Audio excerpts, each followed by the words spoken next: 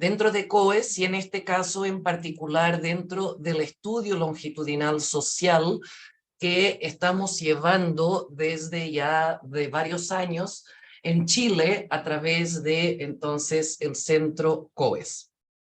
La presentación nos vamos a enfocar en algunos de los aspectos que tenemos dentro del informe, es decir, acá vamos solo a enfocar en algunas temáticas y para quienes están interesados agradezco desde ya a Javier que ya compartió con ustedes el informe completo donde hay más información, donde hay también pequeños párrafos descriptivos de algunas de las cosas que vamos a hablar acá. Y bueno, este es un trabajo conjunto de distintos investigadores e investigadoras en COES. Y para dar una pequeña introducción, ¿ya? Esto y los datos de la muestra, este es un diseño cuantitativo por medio de un cuestionario estructurado que está siendo implementado en distintas zonas en Chile desde el año 2013, pero que en este momento vamos a presentar resultados de 2016 en adelante. Ya tenemos entonces 6 olas de datos. Estamos actualmente preparando nuestra próxima ola y la sexta medición se aplicó entre julio y octubre, finales de octubre de 2022. Esto significa que entramos a terreno antes de lo que fue la votación para aprobar o rechazar el nuevo texto constituyente y también tuvimos la oportunidad de recabar opiniones de nuestros participantes pos la votación. Entonces eso también es relevante para algunas de las cosas que vamos a analizar. Y la población objetivo que tenemos son hombres y mujeres de 18 a 75 años, residentes habituales de viviendas particulares ocupadas en zonas urbanas en 40 ciudades, 13 regiones del país. El diseño muestral fue probabilístico, estratificado por tamaños de ciudades y por conglomerados y es multietapas en términos de cómo llegamos a nuestros participantes. Las unidades de muestreo, primero vamos a las ciudades, después a las manzanas, subbloques y viviendas, siendo que la unidad final de selección para participar en el estudio es la persona que responde a la encuesta. La mayor parte de la muestra fue encuestada de manera presencial en sus residencias, aunque hubo una fracción menor que fue encuestada bajo modalidad telefónica durante el periodo de la pandemia, siendo también que el año 2020 no tuvimos la oportunidad de hacer la ola que debiéramos haber hecho debido, obviamente, como saben, a las cuarentenas y todo en lo que estaba pasando, ¿ya? Entonces, en ese sentido, tenemos acá algunos datos en términos de las muestras. Nosotros lo que hicimos fue que partimos en 2016 con una muestra representativa de la población urbana chilena y en 2018 incluimos una muestra de refresco debido a los problemas de atrición y de las personas que dejan de contestar porque se mueven de residencia o ya no están disponibles, entran a distintos ciclos también a distintas etapas del ciclo vital y ya no tienen disponibilidad. Entonces acá pueden ver más o menos la atrición de nuestra muestra que calza o está muy en línea con muestras o estudios internacionales de la misma envergadura, siendo que, claro, acá en 2021 hay una atrición un poquito más alta que probablemente tiene que ver con el contexto pandémico que aún se vivía. En términos de la composición de la muestra, y lo que estamos mirando es la muestra que tenemos al año 2022, ¿ya? Que es o representa toda la muestra que ha seguido respondiendo en todas las olas del estudio, vemos acá que la gran mayoría de nuestra muestra tiene edades comprendidas entre los 30 a 49 años y los 50 a 64, y que en este momento, en la muestra que tenemos de 2.076 personas, hay una sobrerepresentación de mujeres y también más gente con nivel educacional, a nivel de la enseñanza media, y un poquito menos en términos de la enseñanza básica, técnica y universitaria. También acá tenemos la división por regiones y grandes ciudades del país. Entonces, en ese sentido, es importante acá dejar muy claro que lo que partió por ser una muestra representativa de la población chilena, hoy día ya no podemos tomar los resultados de esta encuesta como siendo representativos de la población chilena y de la población chilena como un todo. Esto debido a los efectos de atrición y también a algunos procesos de autoselección de participantes que ya vamos a ver un poquito adelante.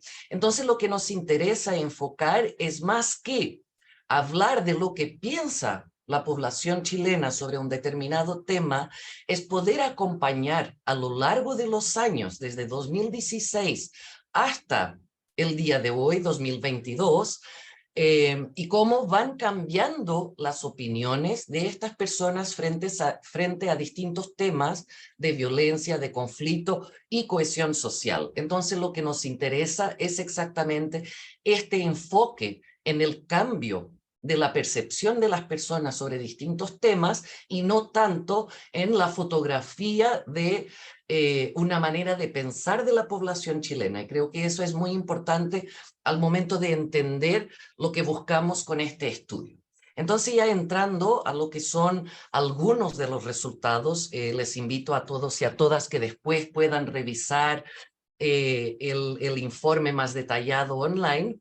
En términos de participación política, cuando preguntamos a las personas en términos del porcentaje que votó, vimos que hubo un aumento significativo en los porcentajes de voto de nuestros participantes, de nuestra muestra, en lo que fue el plebiscito de salida para aprobar o rechazar el nuevo proceso constituyente, lo que refleja la reintroducción del voto obligatorio en Chile. ¿Ya? Acá también pueden ver que nuestros resultados, 95,3% de nuestra muestra reportó votar, lo que está por encima de lo que fue el voto de la población chilena, pero esto entonces probablemente tiene que ver con características de la muestra. Y lo que hicimos esta vez, y este informe en particular, a cada año intentamos darle un guiño y hacer una reflexión sobre temas de la contingencia y presentar distintos tipos de análisis. Y entonces para el año 22 lo que quisimos analizar fue distintos perfiles de votantes y cómo las opiniones de estos tipos de votantes se diferencian o son similares entre ellas frente a distintos fenómenos sociales, ¿ya? Entonces corrimos un modelo de análisis de clase latente que básicamente con base, perdón, deben escuchar sirenas, yo vivo muy cerca de la puesta central, entonces es muy común. Pero bueno, lo que hacemos es pedir a nuestro software de análisis que con base en los patrones de respuesta a las distintas preguntas y a la batería que tenemos en nuestro cuestionario, que nos informe de distintos perfiles de personas que tienen entonces opiniones o patrones de respuesta distintas, y en nuestro análisis llegamos a 3 grandes clases latentes, es decir, 3 grandes tipologías de personas votantes, las cuales calificamos como las personas votantes habituales, las personas no votantes y las personas votantes reactivas. ¿Ya? Y lo que pueden ver acá es que realmente logramos clasificar estas personas en términos de sus intenciones de voto y su voto real en estas clases latentes que después nos permiten analizar otras variables. Entonces, el votante habitual, como pueden ver, por lo general, tiene una gran participación política en lo que son las elecciones chilenas en el tiempo, mientras el no votante es que representa el 17,3% de nuestra muestra, son personas que suelen no votar por lo general y que de alguna manera están desafectas, digamos, de los procesos electorales y de los procesos políticos.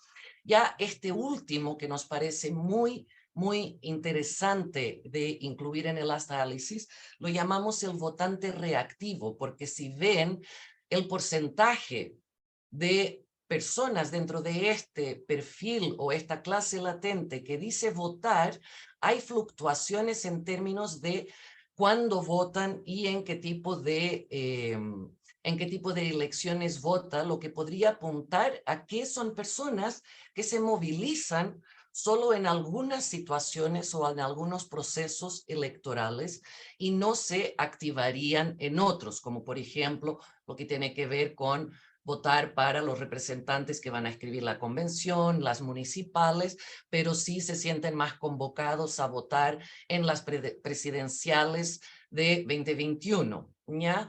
Entonces, con base en estos tres perfiles de votantes, vamos ahora a analizar diferentes opiniones o percepciones sobre distintos temas. También importante, como pueden ver, el porcentaje de votantes habituales en nuestra muestra es muy alto. Ya 70,3% de nuestra muestra está clasificada como votante habitual, lo que podría apuntar a dos cosas. Por un lado, la sobreestimación o el sobrerepresentar el voto real, ¿cierto? Como una norma social de que la ciudadanía debe votar y está bien votado.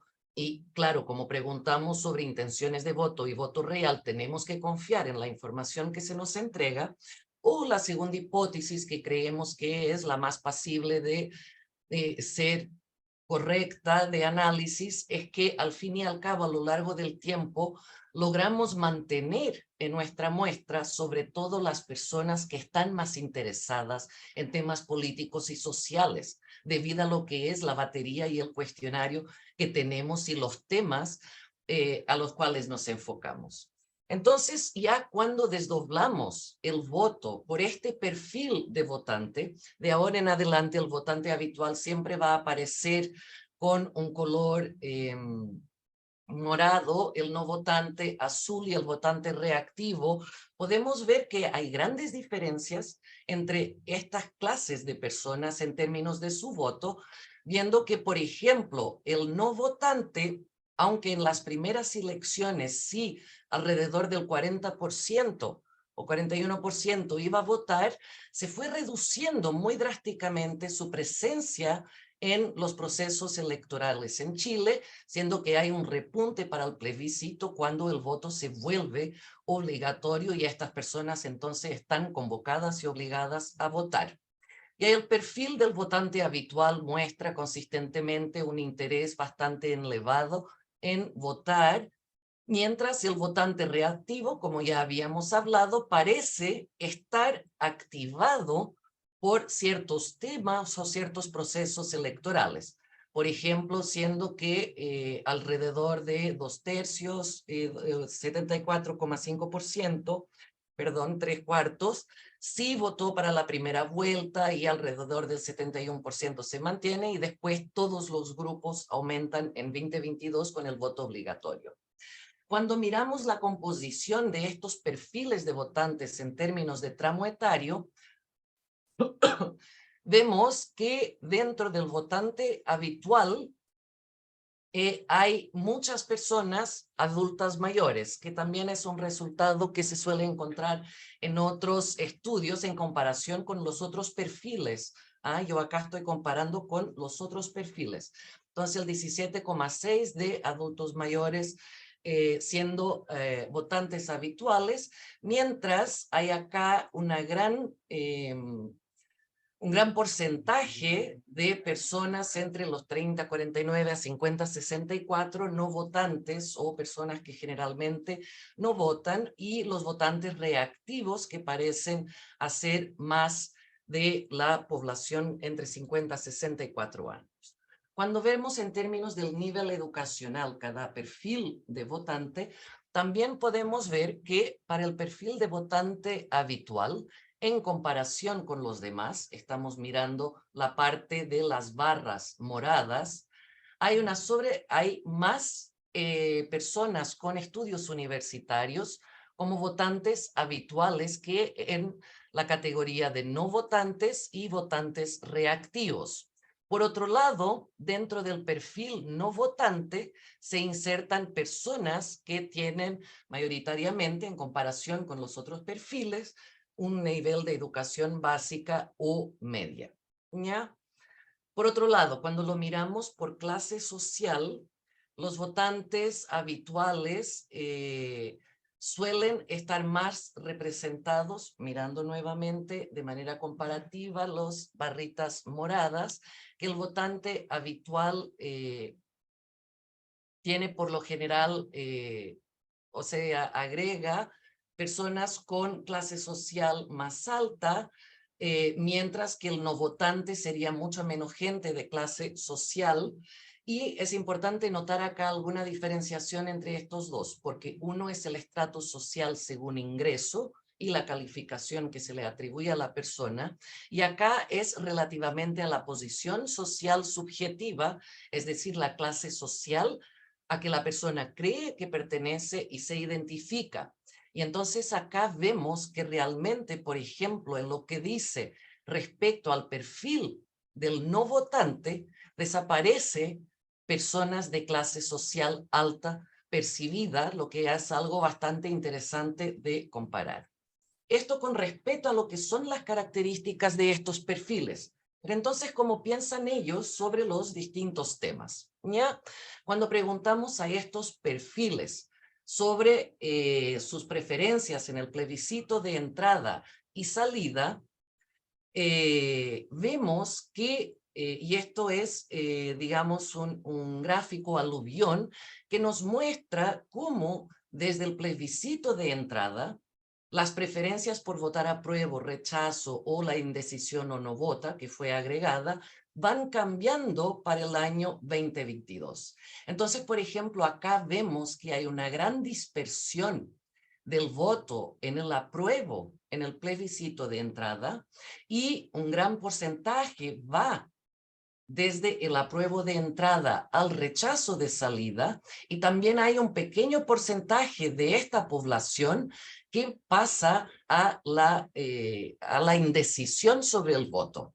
Por otro lado, muchas de las personas, 30,7% que están indecisas o no votan, pasan a decir que tienen preferencia por votar rechazo en el plebiscito de salida. Entonces hay un gran movimiento, ya, y el rechazo, si en el 2020 en nuestra muestra había un 10,8% de personas diciendo que votarían rechazo, para el plebiscito de salida este porcentaje sube muy significativamente para el 41,1% y se reduce el porcentaje de personas que dicen querer votar apruebo en salida. También cuando miramos acá en términos de los perfiles de votantes y las preferencias, veamos también que el votante habitual es el que más, comparando con el no votante y el votante reactivo, es el que más estaría dispuesto a votar apruebo o que en verdad votó apruebo, ¿cierto? Mientras el grupo de indecisos es menor para el votante habitual, o sea, son personas que por lo general ya tienen un poco más clara su decisión, que el grupo de no votantes, que ven que concentra un gran porcentaje de personas indecisas o que afirman no ir a votar, mientras el votante reactivo, que cuando comparamos con las otras opciones, tiene un fuerte más inclinación para votar por el rechazo, ¿ya? Y está activado en este momento para votar, sobre todo por el rechazo, alrededor de mitad de estos votantes. Por otro lado, cuando entramos a temas de percepción de la democracia y preguntamos a las personas si prefieren la democracia a cualquier otra forma de gobierno, y acá tenemos las personas que dicen que sí, prefieren la democracia a cualquier otra forma de gobierno, vemos que consistentemente, a lo largo del tiempo, el votante habitual suele decir que la democracia es preferible, es decir, le entrega legitimidad a la democracia y al proceso democrático, pero igual tenemos que tener en cuenta que son valores más altos que los otros, pero no son tan altos y siempre andan entre el 53,5% y el 64,2%. Ya cuando miramos los otros perfiles, el perfil del no votante es el que menos prefiere la democracia, ya concentrándose siempre entre el 24,6% y un 40,5% de la preferencia por democracia. Y también acá es interesante ver cómo va fluctuando a lo largo del tiempo esta percepción del no votante y del votante reactivo, que más o menos se acompañan y que tienen su, digamos, preferencia por la democracia frente a cualquier otra forma de gobierno el año 2019, ya momento en que estamos pasando por el proceso del estallido social. Cuando preguntamos sobre preferencias por la autoridad o el autoritarismo, vemos que por lo general el porcentaje de personas que responde que en algunas circunstancias un gobierno autoritario puede ser preferible a un democrático, por lo general hay poca defensa del autoritarismo, o sea, nunca subimos arriba de los 21 algo por ciento de las personas, aunque igual estos porcentajes no son menores, ¿cierto? Pero vemos que hay bastante fluctuación a lo largo del tiempo. El votante habitual, por ejemplo, parte con un nivel de acuerdo mucho más bajo que los otros dos grupos, pero, por ejemplo, en 2019 todos los grupos tienen una bajada en esta creencia de que en ciertas circunstancias se puede tener un gobierno autoritario, lo que está en acuerdo al gráfico que vimos anteriormente. Ya cuando pasamos a la pregunta sobre a la gente como uno, nos da lo mismo un régimen democrático que un autoritario, es decir, a nosotros no nos afecta y no estamos ni ahí, ya hay una diferenciación bien grande entre los tres tipos de votantes, ¿ya? Y como podemos ver, el votante habitual es el que siempre tiene menos acuerdo con esta afirmación, mientras el no votante es el que tiene valores más elevados en términos de la creencia que da igual el tipo de gobierno, llegando al año, por ejemplo, 2021, al 49% de esta submuestra diciendo que les da igual, lo que apuntaría a una potencial legitimidad o indiferencia a los procesos democráticos en la sociedad chilena. Ya cuando miramos la posición política de los perfiles de votantes, es interesante ver cómo la identificación con la izquierda, el centro, la derecha, con ser independiente o el hecho de no tener ninguna identificación política o posicionamiento en la escala de izquierda-derecha, es muy interesante que es el grupo de no votantes, acá en el medio, el que acapara gran porcentaje de personas que menciona no tener ninguna preferencia. Mientras el votante habitual acapara, en comparación con el perfil no votante y votante reactivo, un mayor porcentaje de personas que se definen como siendo de izquierda en este autoposicionamiento político. Acá también cuando miramos en la derecha se posiciona mayormente como dentro del perfil votante reactivo, pero también hay un porcentaje de casi 20% dentro del grupo de votantes habituales. Es decir, dentro de los votantes habituales hay personas de todo el espectro político, y entre los no votantes y votantes reactivos se diferencia un poco este autoposicionamiento. En términos de del interés en política, y esto también es lo que nos lleva a pensar por qué tenemos tantos votantes habituales, como pueden ver, el porcentaje de personas que dice estar bastante o muy interesado en la política es siempre más elevado para el perfil de votante habitual y el no votante siempre tiene niveles muy bajos de interés en la política, lo que realmente podría apuntar a que este perfil no votante son personas que están desafectas con el sistema político, con las discusiones que se están llevando a cabo y por ende también con los procesos electorales en el país. Por otro lado, el votante reactivo también muestra bajos porcentajes de interés en la política, aunque el año 2017 sí se dice bastante o muy interesado, considerando entonces que algo en ese contexto político lo motivó, ¿cierto?, a buscar más información y a estar activo o reactivo a la situación del país en ese momento.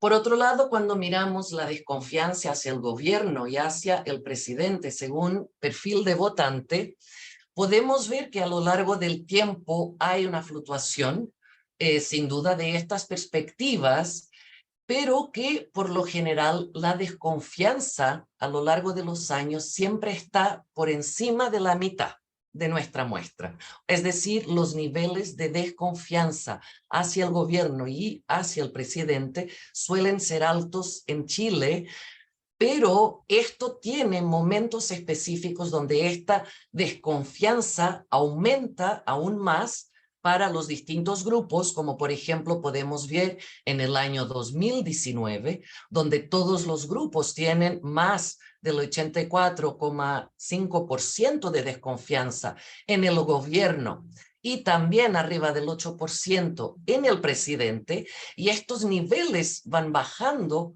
después para el año 2021 y 2022 en el grupo de votantes reactivos y votantes habituales, aunque muestran una estabilización para los no votantes en niveles bastante elevados, alrededor del 75%. Entonces, por lo general, se podría hablar de una crisis o una crisis de confianza frente a las autoridades y al gobierno. Cuando entramos a lo que son temas más valóricos, digamos, de preferencias sociales y de cómo debe ser la sociedad, también encontramos diferencias interesantes en términos del porcentaje de personas para cada perfil que dice estar de acuerdo o totalmente de acuerdo con las siguientes afirmaciones. Primeramente, en este de la izquierda, con la afirmación de que las parejas homosexuales debieran poder adoptar hijos. Y si por un lado para los no votantes esta aceptación siempre suele ser más baja, para el año 2019 repunta un poquito, aunque vuelve a bajar para el año 22. No obstante, para el votante habitual, para este grupo de votantes, sí hay un aumento a lo largo del tiempo en el porcentaje de acuerdo con esta afirmación, es decir, con los derechos de las personas homosexuales a tener hijos, y también sube para el año 2022 el porcentaje de votantes reactivos que defienden este derecho a la adopción homoparental.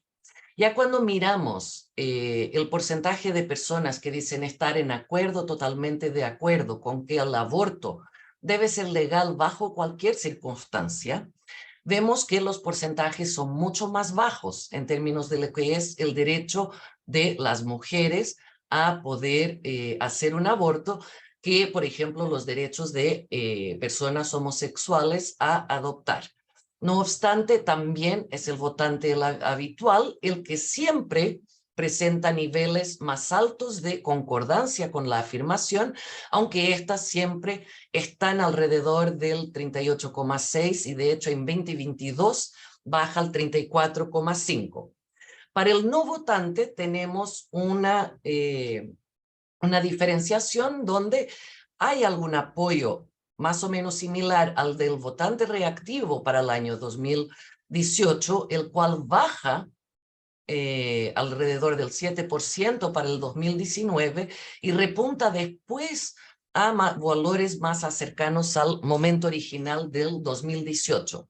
Esto igual es interesante porque la literatura internacional suele decir que cuando una persona es más progresiva y defiende, por ejemplo, los derechos de las mujeres, se esperaría que esa persona también defienda los derechos de las diversidades sexuales, pero nuestra muestra nos indica que acá hay algo que está pasando que no está en acuerdo con la literatura internacional frente a este tema.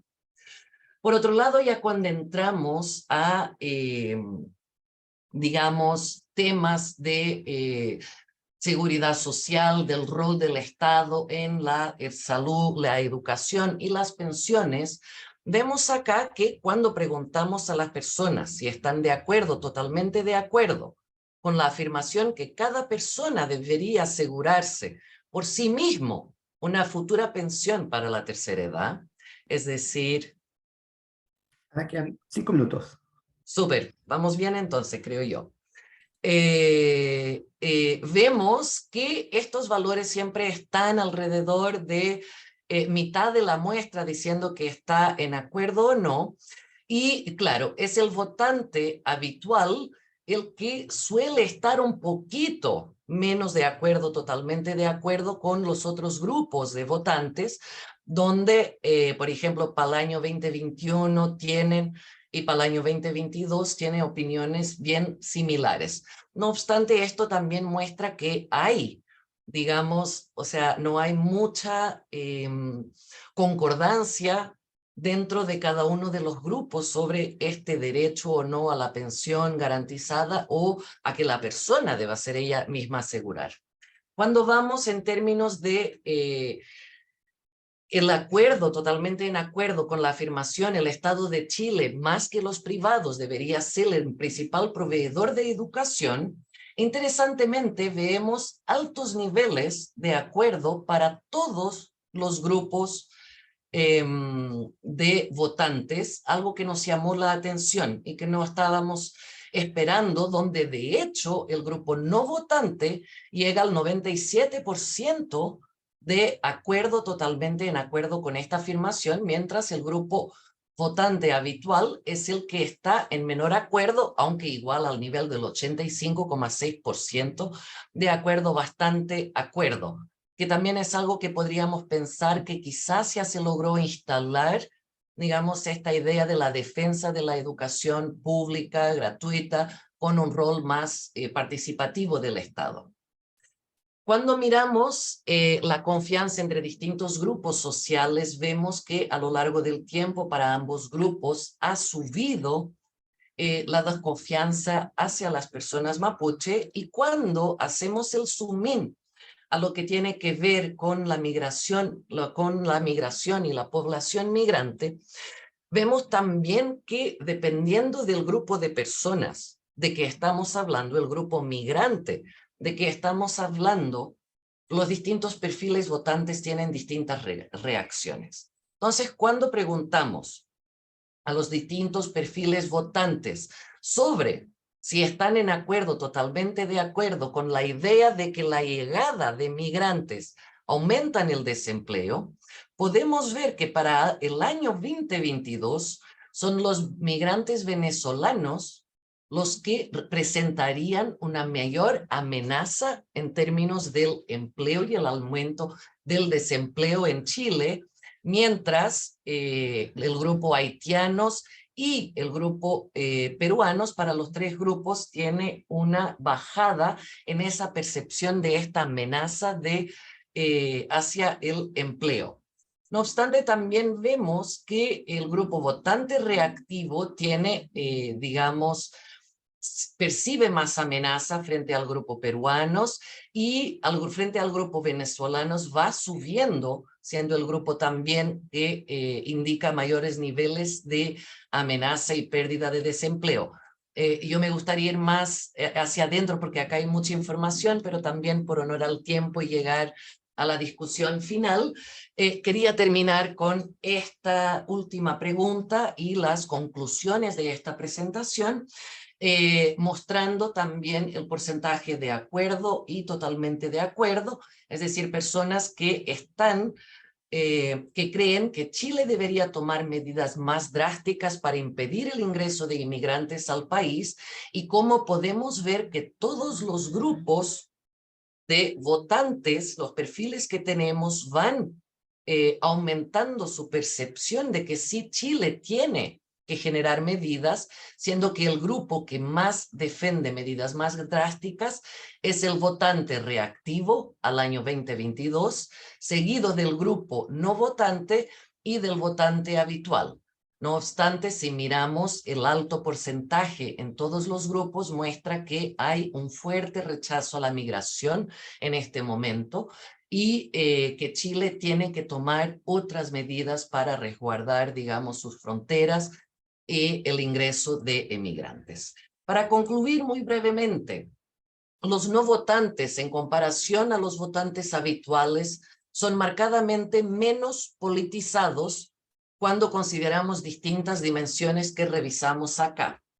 En lo que respecta a las orientaciones valóricas, los no votantes tienden a ser más conservadores que los votantes habituales, en términos de la defensa del aborto o la adopción homoparental. Al mismo tiempo, respecto a los votantes habituales, los no votantes tienden a tener una valoración más negativa del impacto económico y cultural de la inmigración para Chile. En contraste, se observa una mayor convergencia en temas socioeconómicos, tales como el rol del Estado en la educación y pensiones para los distintos grupos, ¿ya? Mientras se diferencian en algunos temas valóricos, sociales, en lo que respecta a temas socioeconómicos, hay alguna convergencia en las opiniones. También respecto a los votantes habituales, los no votantes tienden a tener menores niveles de apoyo al régimen democrático, lo que se traduce en esta indiferencia hacia el tipo de régimen de gobierno en un determinado momento en el país. Finalmente, los no votantes tienen un autoposicionamiento en el eje izquierda-derecha mucho más inestable que los votantes habituales. ¿Ya? De lo anterior podemos desprender que el resultado del plebiscito de salida obedecería sin duda la inclusión de este segmento, ¿ya? Del votante reactivo y el no votante sobre todo, el no votante, producto del voto obligatorio y la inscripción automática, que llevaría entonces a esta sorpresa o quizás no tanta sorpresa en los resultados que vimos en el plebiscito de salida. Bueno, el informe completo está acá. Les agradezco en nombre de todo el equipo ELSOC y también de COE su tiempo y su invitación, y quedo atenta a comentarios, preguntas. Eso, espero haber logrado estar ahí con el tiempo. Muchas gracias. Muchas gracias, Ana, por tu presentación. La presentación del informe, el informe contiene mucha información más adicional y Ana ha hecho un trabajo ahí de priorizar algunos temas, así que, por cierto, la invitación para quienes nos están escuchando es a poder descargar el informe completo, revisarlo. La verdad es que es un muy buen informe con mucha información. Yo solamente voy a destacar dos cositas que había estado tomando nota, pero que tú las volviste a señalar en las conclusiones, que me parece bien importante. Este perfilamiento del no votante es un votante menos politizado, con menor apoyo al régimen democrático, con una ubicación de eje político mucho más inestable, y claramente esto constituye un perfil de votante que uno pudiera decir que en cierta medida se moviliza por causas, por cosas bien concretas. Un votante que, evidentemente, dado las características que hemos señalado, hay bastante incertidumbre de cómo se va a movilizar respecto a determinadas causas. Uno pudiera hacer determinados, perfilar un poco, pero también es algo bien inestable, y eso, para la calidad de la democracia y para el fortalecimiento de la democracia, es algo bastante complejo que vale mucho la pena estar revisando constantemente, porque evidentemente un votante importante que se moviliza ver sus causas, se moviliza en determinadas coyunturas, es un votante que en cierta medida puede marcar una diferencia en resultados electorales, y eso es bastante complejo, y me parece bien importante ese perfilamiento que ustedes han hecho en esto al distinguir entre el votante habitual, el no votante y el votante reactivo. Y solo una cosa adicional, porque es algo que en el CER hemos trabajado mucho también y que me parece importante aquí, marcar esta crisis de confianza con la autoridad, el gobierno, las instituciones, que finalmente la calidad de la institución, el fortalecimiento de la institución para nosotros como ser ha sido una línea de trabajo bien importante, y este estudio vuelve a marcar ese punto respecto a la crisis de confianza, que es algo que es muy relevante para el fortalecimiento de la democracia. Yo sin profundizar más, porque Javier, quien va a comentar esta presentación, va a abordar seguramente algunos de estos temas y otros también, le damos la palabra a Javier Cifuentes para sus comentarios, y le reitero a quienes nos están escuchando que en el chat pueden realizar las preguntas que estén convenientes para poder realizarlas después con nuestros expositores al final de sus presentaciones. Javier Cifuentes. Súper. Le agradezco a Ana y bueno, a Claudio también las presentaciones, a los participantes también. Yo quiero complementar un poco lo que Ana ha presentado,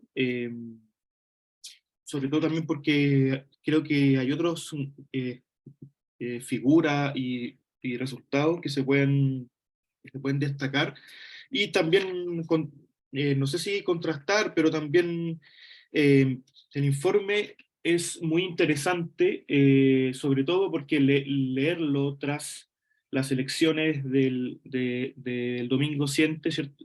Del domingo 7, se ilumina bastante dónde se está inclinando la balanza.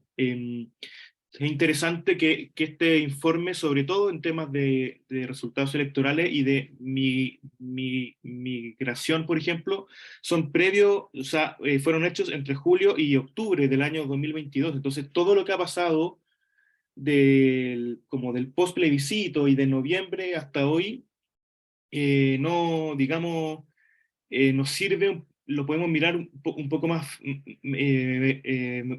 más frío, a partir de las como pequeñas, o pequeñas pero intensas crisis en seguridad que hemos tenido, por ejemplo. Entonces, sirve como para poner la pelota y decir, quizás estos números han aumentado, han aumentado para arriba o para abajo, pero es una muy buena, es una muy buena muestra de la realidad de los números hasta el año pasado. Yo quisiera partir, ya que estamos preguntándonos por el votante, por los tipos de votante. Si ustedes ven, yo voy a empezar a compartir la pantalla, y estoy tomando para quienes sepan, ustedes van a la página del COES, ponen encuesta panel, ¿cierto? Y les salen al tiro los resultados. Les salen así, o pueden descargar el PDF también. Quiero complementar lo que decía Hanna respecto a las personas que menos votan. Parecen ser que son, por lo que se muestra acá, son más mujeres, ¿cierto? O sea, las mujeres están más reticentes por distintos motivos. De hecho, la muestra que tienen ustedes, hay más mujeres también. Entonces, acá se muestra que tanto para los no votantes como para los votantes reactivos es un electorado femenino, más femenino. También respecto al tramo etario, me parece interesante mencionar que, por ejemplo, contraintuitivamente quizás, del votante habitual está entre los 30 y 49 años, con un 43%, ¿cierto? O sea, junto con el tramo entre 18 y 30 suman casi el 50%, digamos. Entonces, y si ustedes ven, el votante reactivo eh, tiene un 41% que es entre los 50 y 64 años. Habría que ver, por ejemplo, ya están saliendo análisis sobre la votación, sobre esta sexta lista que le llaman de votante nulo, votante blanco, si es que quizás dentro de la generación de los 50-64 años hay un voto de protesta, un votante reactivo, que yo lo pienso porque el reactivo puede sonar como negativamente, ¿cierto? Como que reacciona. Entonces yo pienso sobre todo para las personas que están dedicadas a campañas políticas, votante estratégico quizás, ¿cierto? Como es el votante al que seguramente con la introducción del voto o la reintroducción del voto o obligatorio habría que ir a indagar, ¿cierto? Este votante reactivo o no votante, que al menos el votante reactivo, ¿cierto? Pareciera estar en un electorado quizás desencantado, quizás, bueno, en fin, ahí hay muchas hipótesis que todavía se podrían hacer. Em, respecto a... quiero saltar de, de tema, ¿cierto? Nosotros en el set, el seminario pasado fue sobre el estado de la democracia en el mundo y en América Latina con el Instituto IDEA Internacional, que también mostraba cifras alarmantes, no solo en Chile, sino que en todo el mundo respecto a la adhesión a la democracia, ¿cierto? Entonces, nuevamente aparecen cifras alarmantes. Son extraño porque, por un lado, el voto obligatorio nos ha mostrado cómo está votando el total o la mayoría de la población electoral, pero las cifras en este tipo de encuestas, ¿cierto?, muestran ¿cómo decirlo? O sea, la, la crítica al gobierno democrático, ¿cierto? O sea, si ustedes ven entre el votante reactivo y el no votante, la mitad o menos de la mitad no prefiere la democracia. Incluso acá, bueno, son cifras que mostró Ana, ¿cierto? Pero que van mostrando la desafección, incluso bastante, o muy satisfecho el votante habitual, el no votante y el votante reactivo tienen cifras muy, muy parecidas, ¿cierto? El votante habitual quizás tenemos, porque yo me siento un votante muy habitual, hay un ideal normativo bastante presente en defender a la democracia, pero en la práctica no hay satisfacción con su rendimiento. Por lo tanto, las experiencias que uno ve en otros países también van sirviendo quizás de modelos y de ejemplos para las futuras, ¿cierto?, generaciones políticas, para el proceso, o sea, actual. Entonces son, son, eh, son números que alarman, y que tenemos que ser muy finos para saber cuánto de esto depende del sistema político, cuánto de esto depende de un nuevo contrato social, de una nueva constitución, cuánto depende también de los distintos actores que componen la sociedad. Eh, me, Tú mostraste, Ana, también el gráfico sobre el porcentaje que no se autoidentifica en la escala de izquierda-derecha. Es interesante que 2018, después de las elecciones, ¿cierto? Está acá en 2018 ganó Piñera, ¿cierto? Hay un porcentaje que se identificaría más, ¿cierto? Porque acá se entiende que no se autoidentifica. Y luego, 2021, post-estallido, de nuevo también, ¿cierto? Aunque después sube, acá está la pandemia también, está entre medio, y también uno podría decir que ahí hay una adhesión, todo un rechazo a cómo el gobierno gobernó la pandemia, ¿cierto? Pero es interesante ver, y yo no sé si ahí ustedes tienen más elementos para decir, ¿fue la elección del 2018, no lo fue? O el 2021 fue el post-estallido, fue el gobierno de la pandemia, por así decirlo, el que cambió estas cifras. Algo que lo quería decir al final, pero aprovecho de decirlo al tiro, es em, estos números tienen una cierta continuidad previo y post-estallido. O sea, porque el estallido, ¿cierto?, fue fue una crisis política de envergadura, que significó, que tuvo consecuencias políticas, pero también como sociales, de reactivación de movimientos sociales, también la instalación del el nuevo gobierno. El presidente Boric puede estar también asociado en eso, pero las cifras, como que pasó el 2019, vino la pandemia y como que se estabilizaron, ¿cierto? Entonces, también, por una parte, no sé si es como el límite de lo que los datos cuantitativos pueden mostrar, y por lo tanto hay que tratar de ver datos cualitativos, pero pareciera que el estallido pasó, movió datos, movió resultados, sobre todo en el tema de las protestas, quienes fueron los votantes que protestaron más, ¿cierto? Que fueron el votante habitual. Los otros votantes no tienen un alza en su participación en protestas, pero el punto mío es como, eh, como qué, qué cosas que produjo el estallido se puede ver hoy en esta encuesta, ¿cierto? Hace poco salió una entrevista de la profesora Katia Araujo que decía: el estallido, no es necesario un nuevo estallido porque el estallido lo seguimos viendo, ¿cierto? Entonces, ok, pero estas cifras no sé si lo muestran de manera tan significativa, ¿cierto? Eh, Quiero ver si encuentro el de las protestas, si no puedo pasar a un...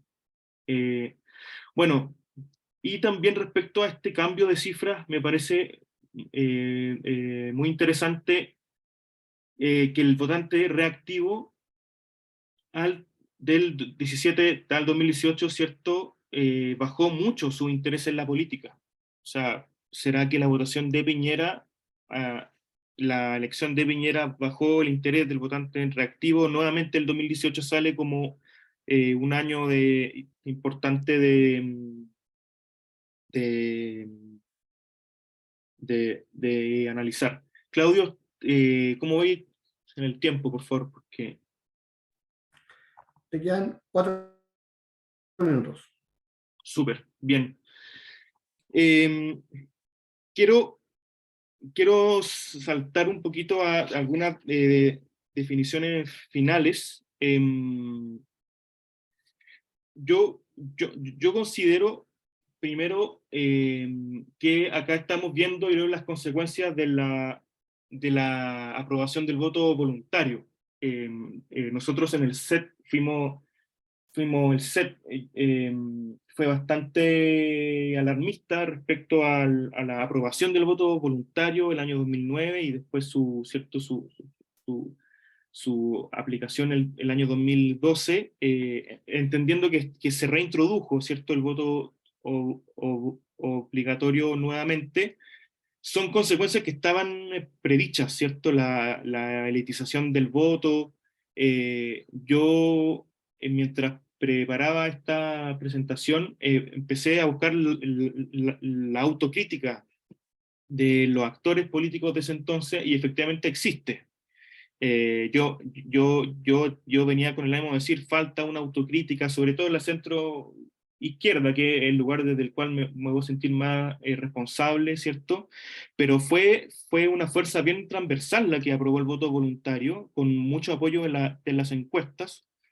Pero bueno, yo creo que estamos pagando las consecuencias de haber aprobado el voto voluntario, porque este votante reactivo y este no votante lo estamos, entre comillas, recién empezando a conocer, ¿cierto? Y como el estudio de ustedes muestra, efectivamente es un votante que es más conservador en temas valóricos, en temas de tolerancia a la diversidad, y por lo tanto no mostraba quizás el cambio político que significaron los gobiernos de centro-izquierda, de izquierda, pareciera que no dialogaron, ¿cierto?, con ese votante medio oculto.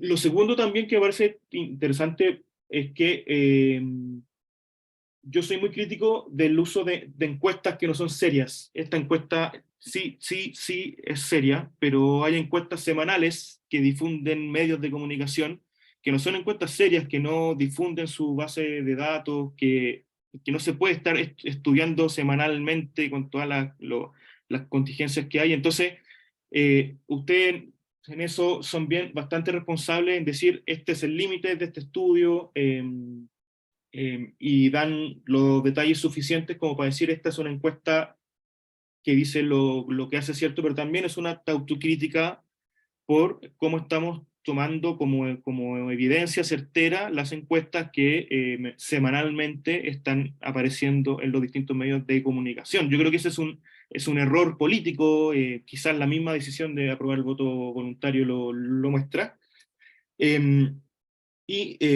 Por último, dos cosas más. Lo primero es que tú no lo mencionaste en la presentación, pero sí sale en el informe, es que, y esto también respecto a las autocríticas, yo creo que estamos en el momento quizás de la autocrítica, es que en la opción rechazo en el plebiscito de salida, y quizás el auge del Partido Republicano ahora para el Consejo Constituyente, ustedes dicen sobre el rechazo de salida, no se debe tanto a la desinformación y a los fake news, que es una discusión que está actualmente. Elisa Loncón ayer o anteayer le vi que empezó a criticar al cuarto poder, ¿cierto? Entonces, bueno, está instalada esa discusión.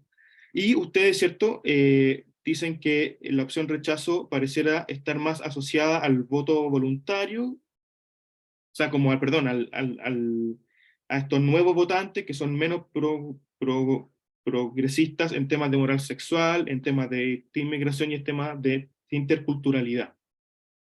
Es interesante porque la otra tesis que había es que el votante reactivo y el no votante se iba a inclinar por votos moderados y iba a apoyar la lista de la moderación, por así decirlo.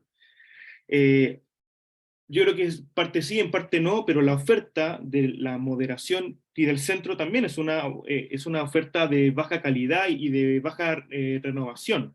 Entonces, también estas cifras sirven como para ir matizando, ¿cierto?, la hipótesis y las interpretaciones que estamos teniendo. Por último, bueno, volver a felicitarlos y preguntarles también por qué en la muestra de ustedes hay tantas mujeres, así como si es que las mujeres están más dispuestas a participar de este tipo de encuesta, sabiendo que quizás son los que votan menos, y también me parece que el grupo etario jóvenes también está como subrepresentado, ¿cierto? Entonces eso tiene que ver con el trabajo de campo que hacen, fue una decisión de ustedes, y también eso como de precisiones metodológicas que me parece interesante conversar. Eso es. Muy bien. Gracias. Muchas gracias, Javier, por tus comentarios al informe que ha presentado el día de hoy, Ana. Javier formulaba algunas preguntas ahí al final, Ana. Yo quisiera, por la estructura que hemos determinado este seminario, poder también juntarlas con las preguntas que está haciendo el público, darte un tiempo para que puedas responderlas, y después también darte un tiempo, Javier, para algunos comentarios que desees realizar al final de la presentación para ir cerrando en ese formato. Entonces, las preguntas del público están acá en el chat, yo las voy a leer solamente para que las puedan tener todos, pero dice, de acuerdo a los resultados del trabajo que se ha podido hacer, ¿qué es lo que activa al votante reactivo? Pero también un votante, alguien complementa acá también, un votante desinformado que se ve obligado a votar. Como consecuencia del cambio en las reglas electorales, estos no votantes entraron al sistema. Es esperable que para los próximos eventos electorales comiencen a tener conducta parecida a los de los votantes históricos. Esa diferencia se hará necesariamente por desinterés en votar. Se podría considerar, por ejemplo, que las mujeres no votantes son por otro motivo, cuidados y responsabilidades que no les permitía ir a votar hasta que fue obligatorio el voto. Son las preguntas que están acá, Ana.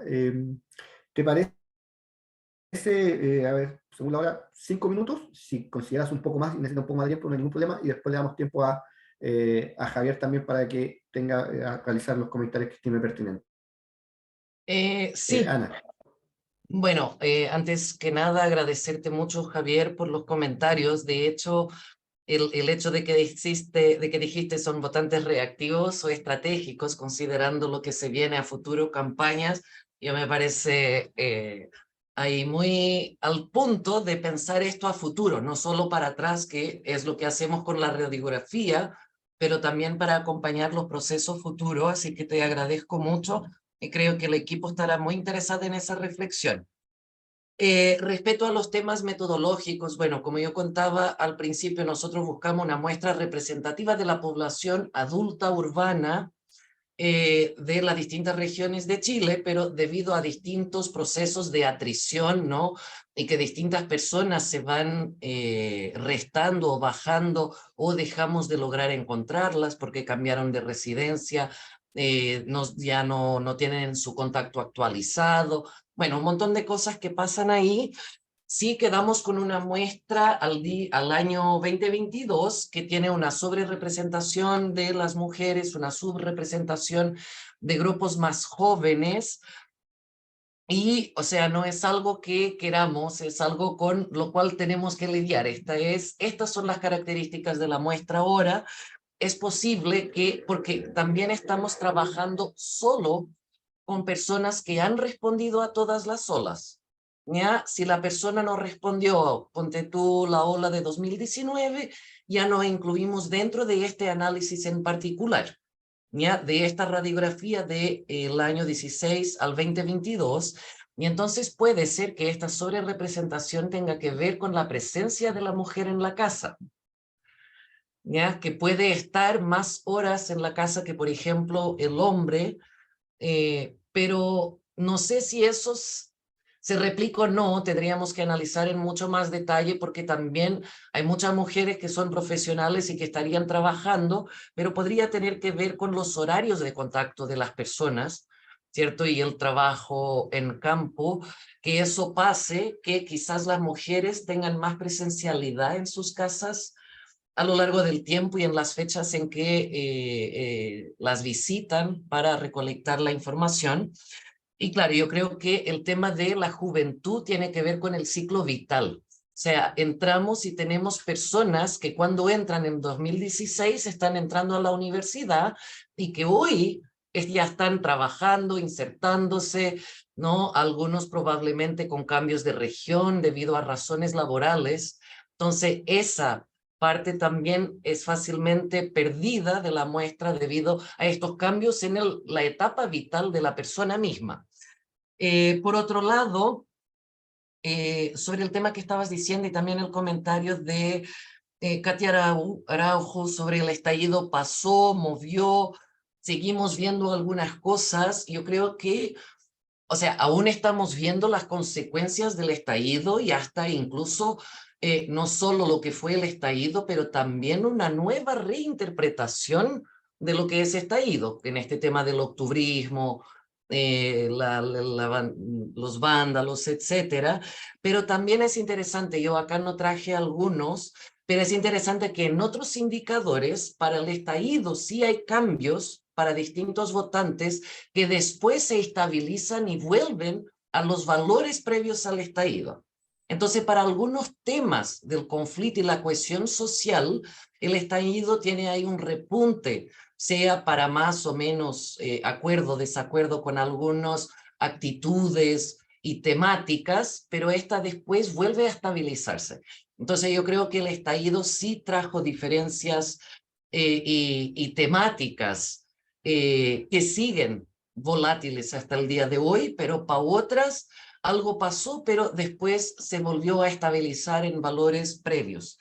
También quiero recoger la reflexión de Claudio y que también levantaste sobre la volatilidad de lo que se viene y de lo que implica no haber mirado previamente y haber, entre comillas, olvidado en el análisis político este grupo de no votantes que no estaba votando y ahora sí aparece y que realmente tiene mucha volatilidad, o sea, en términos de hay gente de izquierda, pero también hay gente de derecha, pero también hay gente que ni siquiera se autoidentifica dentro de ese eje, que por un lado en algunos años sí defienden derechos más valóricos, sociales, pero en otros disminuye.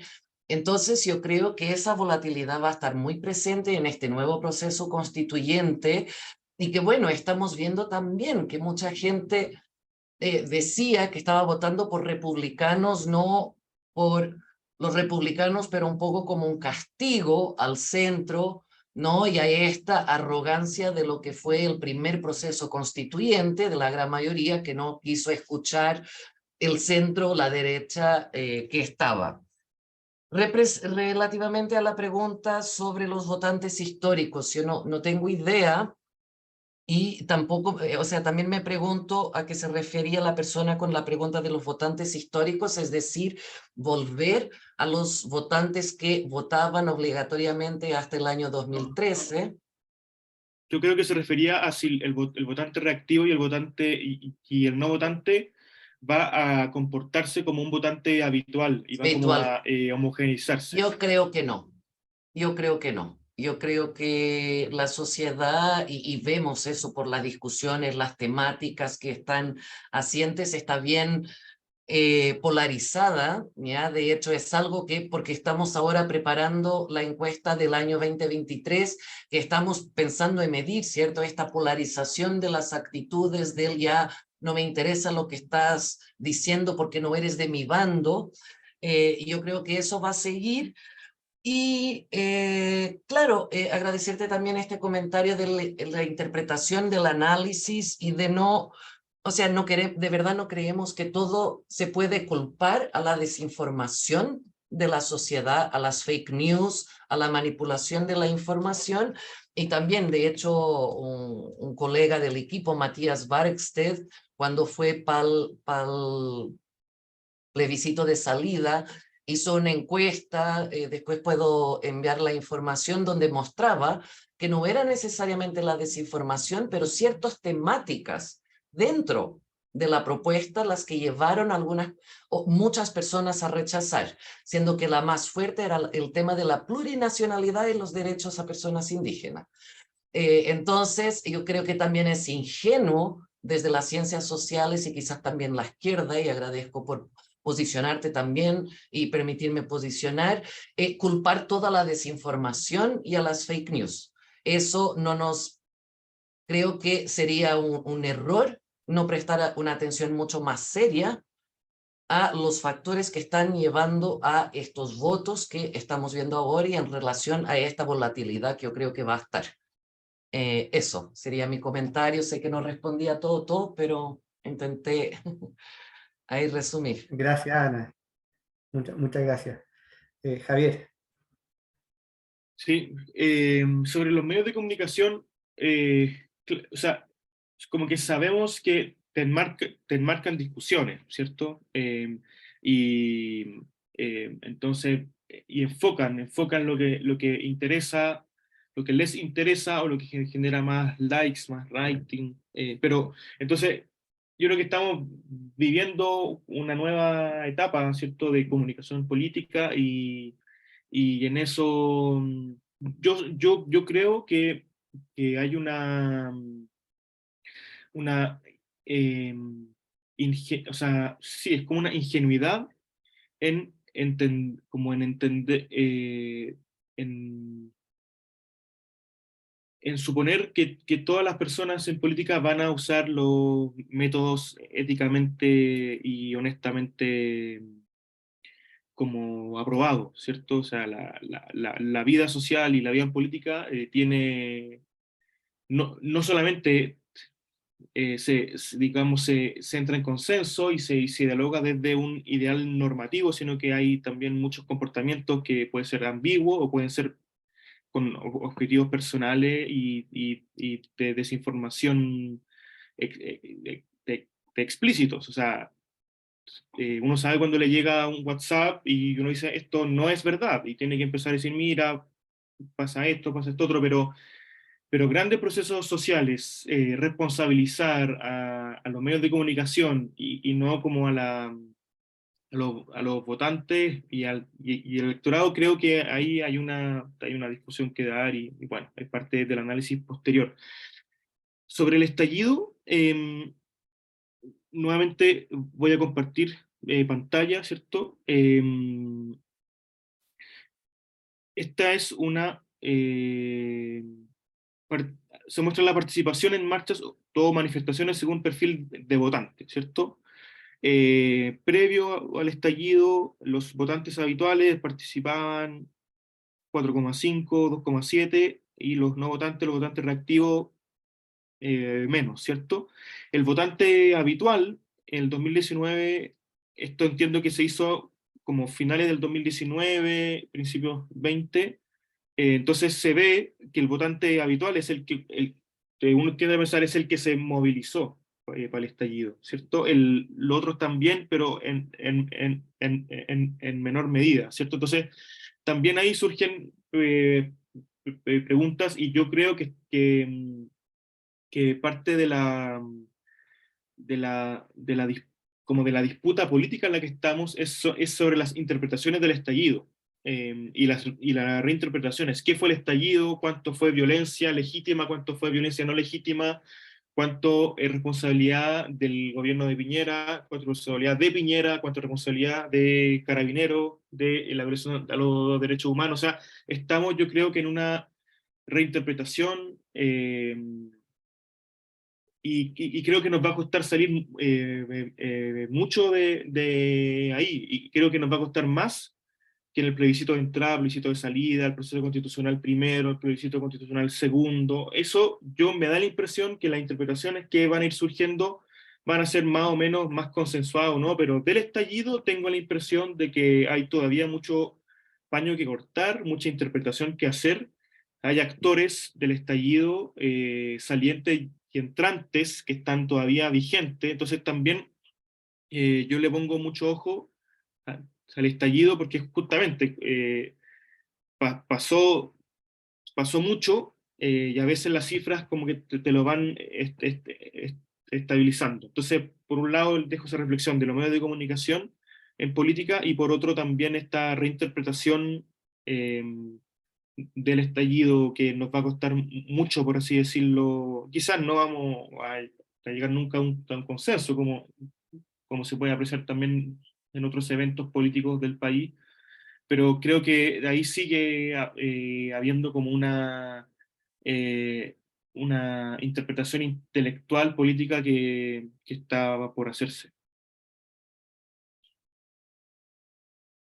Muy bien, muchas gracias, Javier. Muchas gracias, Ana, por la presentación, por la respuesta a las preguntas.